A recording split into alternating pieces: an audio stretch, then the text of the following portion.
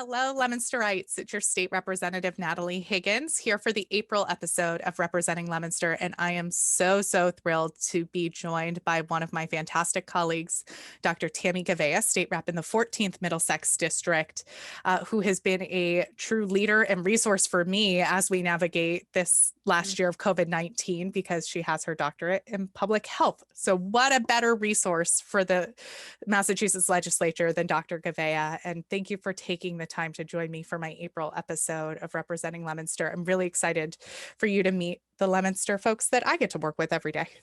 I'm so excited to be here. You are one of my favorite colleagues to serve in the legislature with, and always a really strong resource on how to help our constituents. You have great systems set up in your office for really managing cases when people call. And I know you've been really attentive to the needs of the folks in Leominster who reach out to your office, but also on mental health that we've been working on a bill a little bit, which I'm sure we'll get into. And then of course, education funding. Always go to you for education funding insights and how to understand the foundation budget formula and everything else. So just love serving in the House of Reps with you. Well, it's awesome. And there's so many things we could talk about, but one of the most helpful things I think for the viewers is just to find out kind of like, why did you choose to run for office? What's your background? What drew you to this? Because there's so many different storylines that get to the 160 House of Representatives. Yeah, that's so true. It's such a diversity of backgrounds that people bring to their offices. So I grew up in the city of Lowell, Mass, and really from a very young age was really informed by the things that I saw around me, classmates, people I went to school with, some of the struggles their families had.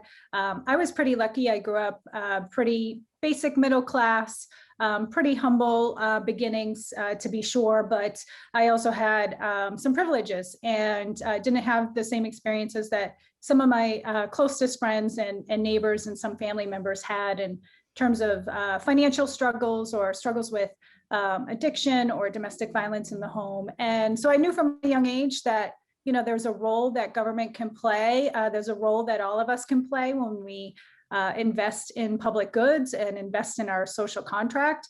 And so I knew from a very young age that I wanted to run for office. And I moved to Acton about 12 years ago with my teenage kids. And the seat opened up and I decided to run, and I was successful in that effort. That's fantastic. And we're here and you're heading into your second term. Yes. So you kind of got your feet under you now. And what committees do you get to serve on this session? Yeah, I'm really excited. I was reappointed to the Committee on Children, Families, and Persons with Disabilities.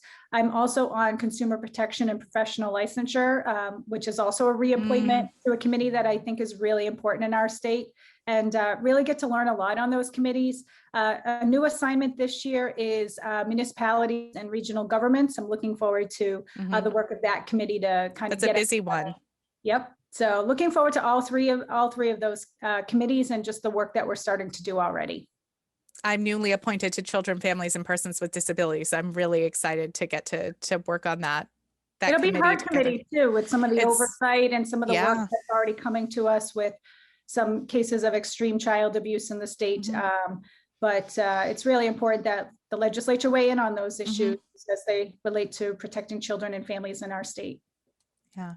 And so what legislation, what have you been kind of working in? Is there a wheelhouse that you focus on, or do you kind of work on a variety of issues, and how do you come up with them? Yeah.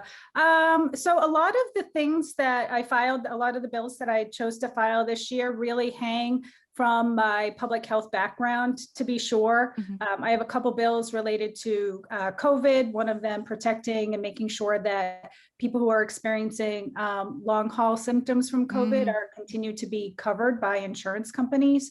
It's a complex syndrome of, you know, a number of symptoms that people are experiencing. I've even talked to people as young as, 20, 21 who are continuing to still experience long haul symptoms. So that's one piece of legislation. And I have a couple other bills that I'm working on related to COVID as well, particularly focused on rapid testing, making sure that we're doing all that we can to protect people as they return to work and to school, and reopen our economy. So really been paying attention to what we can do in the testing space. I have a number of bills given. I'm also a social worker by training, and so bring a lot of that kind of perspective and experience to the work that I do in the legislature. So filed a couple bills related to opioid overdose prevention, making sure that people have access to Narcan that's affordable and accessible. We have a mental health bill together. I have another mental health bill that I'm working on, focused on building community resilience and making sure that children have the support that they need. We know that mental health is, a huge issue right now, even predating COVID, then you layer on COVID, and that's really challenging. And then I have a couple bills related to climate legislation, and, just really supporting our economy. So those are the main areas of focus. And again, they all really come from social work and public health. Could you talk a little bit more about rapid testing? Because this is something that I've learned so much from the briefings that you've hosted in terms of how we can be a little more proactive rather than reactive to the virus, and how to address it from a public health lens. Yeah, that's a really great way to sort of characterize it. So most people are probably familiar with the basic test that you might get that takes a couple days to get the results back. It's called the PCR test. And what the PCR test is doing is just seeing if you have even trace amounts of the virus in your body. And it's great for diagnostic tools. It's highly effective at identifying if you have the virus. What it's not so great at doing is figuring out, but are you really contagious with the virus? And so there's the rapid antigen test, and it's really improved over the last year, but it's also underutilized for a whole host of reasons related to primarily the federal government, and also just how we approach issues of public health in our state. But the rapid antigen test is starting to gain more traction, so to speak. The Food and Drug Administration did last week approve the use of 2 rapid antigen testing kits for home use. The price is still pretty high. We want to make sure that people are able to access rapid antigen tests, again, because it tells you if you're contagious in the moment. And what's so great about that, and I can just give you a personal example. I have a 16-year-old kid. He wasn't feeling so great on Monday. I kept him home from school. I was able to get him a telehealth appointment on Tuesday, wasn't able to get him a PCR test until Wednesday, and I still am waiting for his results. And here we are, it's Friday afternoon. So he's been out of school all week. He skipped physical therapy, he skipped work, never mind the time that it took out of my day to take him to go get the test, and which I'm more than willing to do. That's not really the point. The point is there is a much more effective, cost-effective, time-effective way that we can get results, because the rapid antigen test provides results within 15 minutes. The PCR test, as I just explained with my experience with my son, takes several days, and here we are a whole week out. Right. And I've talked to superintendents of schools who have had the same experience with teachers who don't feel good on Sunday, don't even get their results until Friday, and they've been out the whole week. And if they had just been able to access a rapid antigen test, they would have known with a really good level of certainty that they were, whether or not they were contagious for coronavirus. So the attention needs to move to some innovative tools, so that as we are contending with the variants, as we experience and look at the slow vaccine rollout, that we're putting other protective measures in place so that we can truly reopen our economy and our schools and do it safely.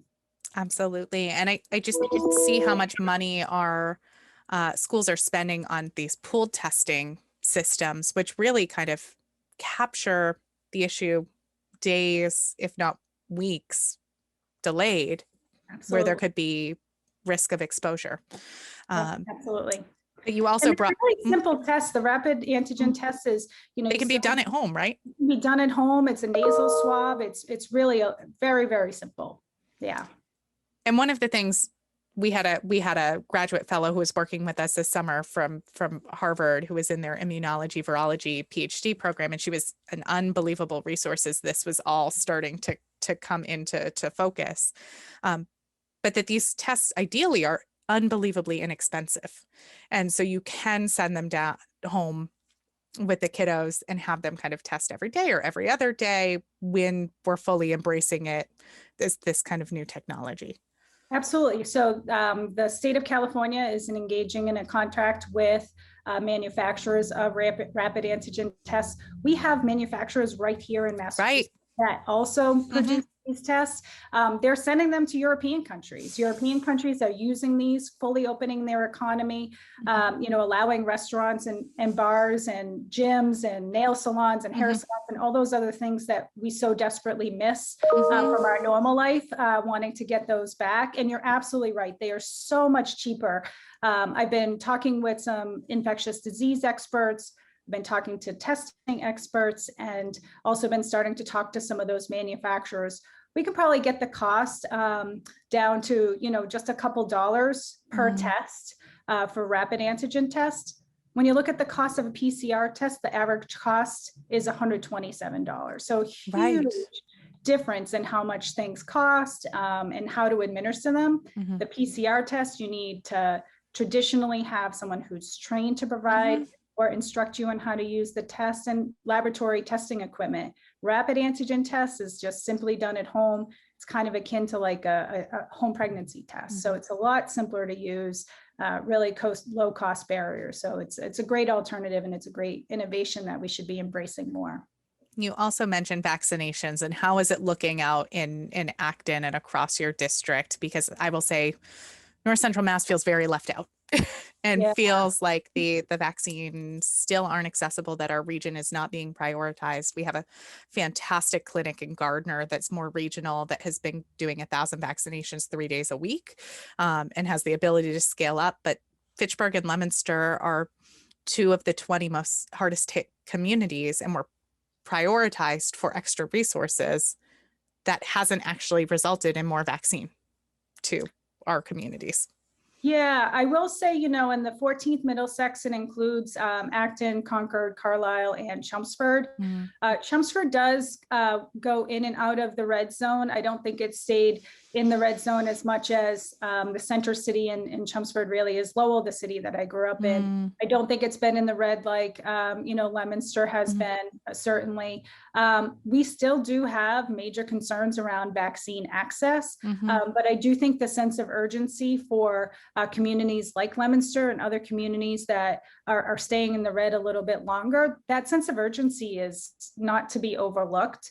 And I think the challenge really has been in the ways that the state and the Baker-Polito, the administration has chosen to invest in those mass vaccination sites instead of leveraging the expertise and the capacity in our communities to be able to provide the vaccine to folks locally. So, I would venture to guess that if we had gone the route that we had been planning for 20 years and used our local public health clinics and public health experts, that you would have seen greater access in Leominster, which is, just really unfortunate how things were rolled out, and just with the website and just the challenges of people having to travel pretty far distances in order to get the shot in their arm. So I share the frustration with folks in Leominster, but certainly I acknowledge that the sense of urgency around it is different here in this district that I represent compared to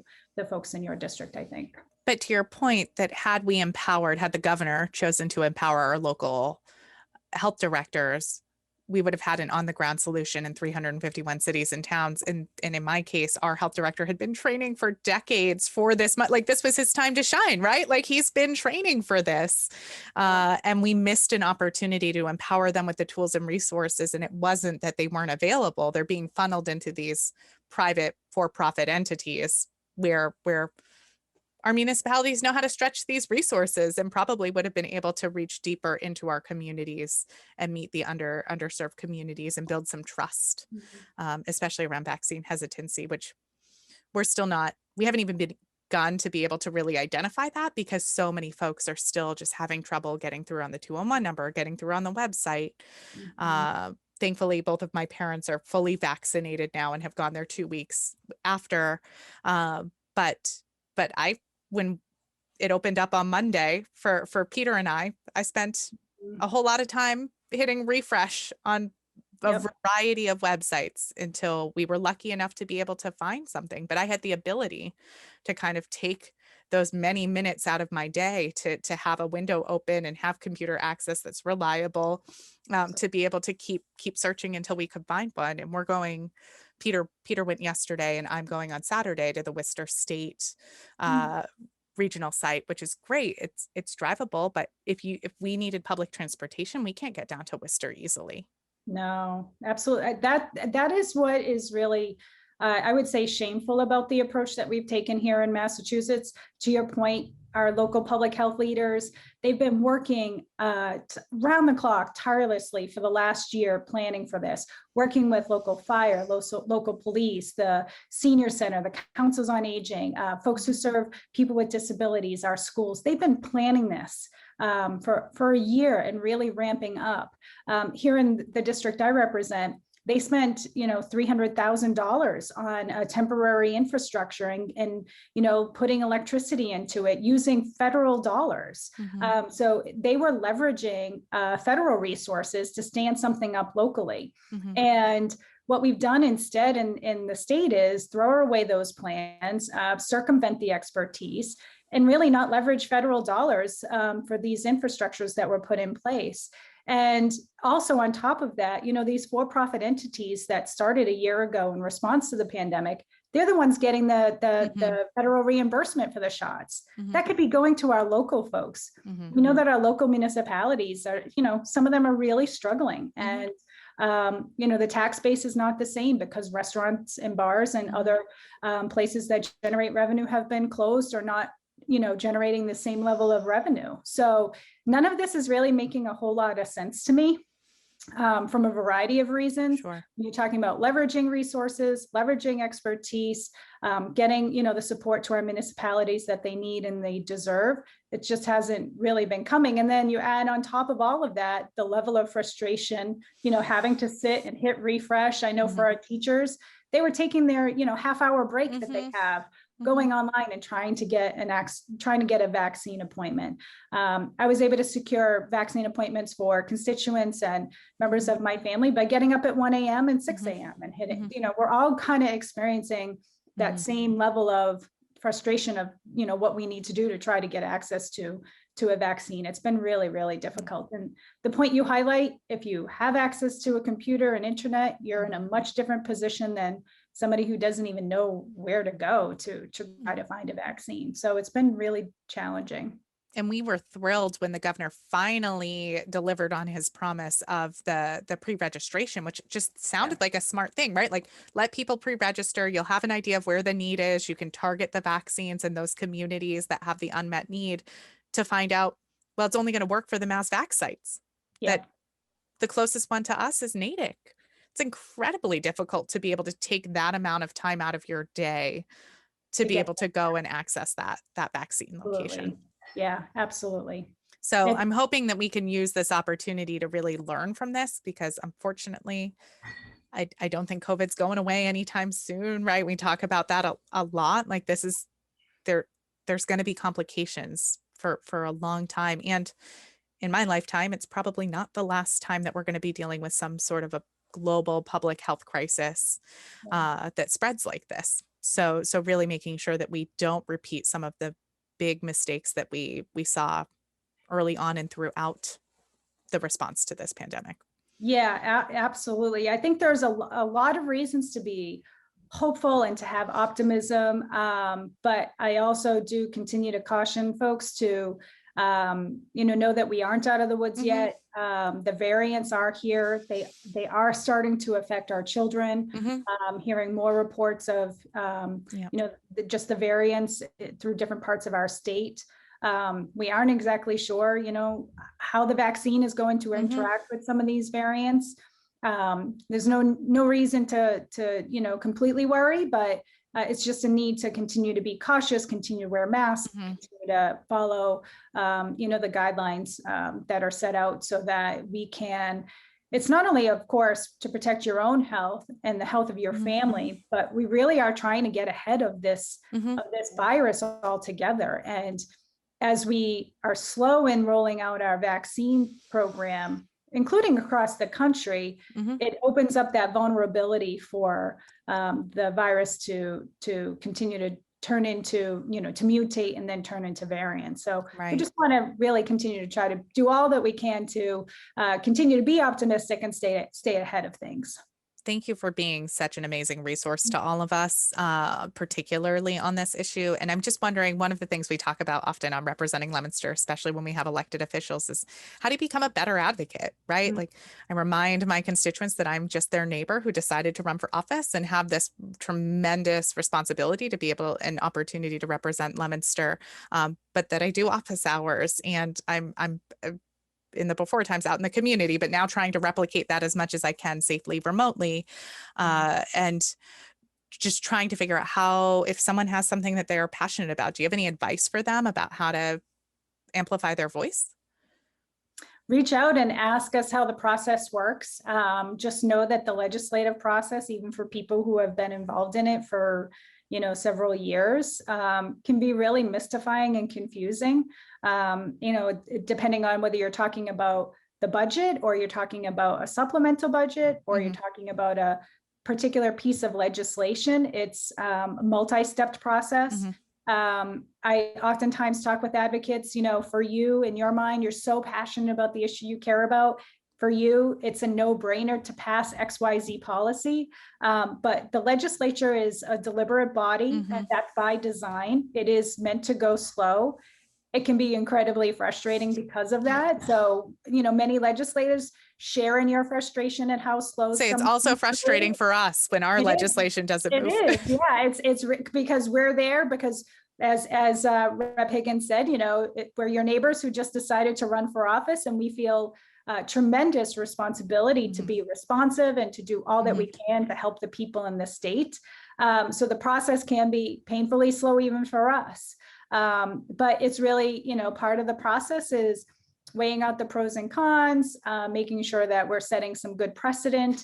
So just, just know that there are really great policy ideas. And sometimes they go in one way and they come out looking like something else, and hopefully that something else is a lot better. But just know that we're here to also help you learn about what that process is. And then when it comes to a particular topic, though, know that your state rep, whether it's Rep. Higgins or somebody else, may or may not be an expert in the thing that you're coming to talk to us about. So come in with a mindset of trying to be our teacher and our mentor in whatever the topic is.